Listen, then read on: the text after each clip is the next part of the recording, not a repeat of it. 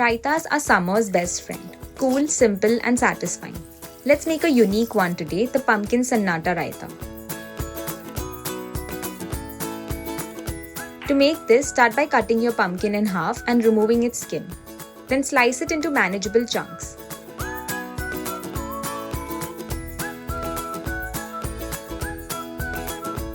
Next, grate the pumpkin into fine strands.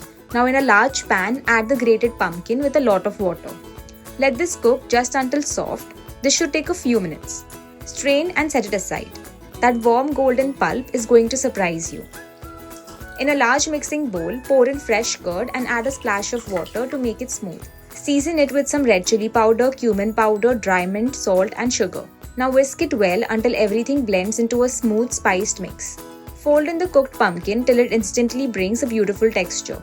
For that tadka, heat some oil, add cumin seeds, hing, chopped green chilies and a few curry leaves.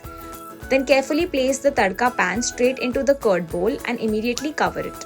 Let that flavor infuse for a few minutes. Finally remove the tadka and stir everything gently and finish with some roasted walnuts, pomegranate seeds and carrot slices.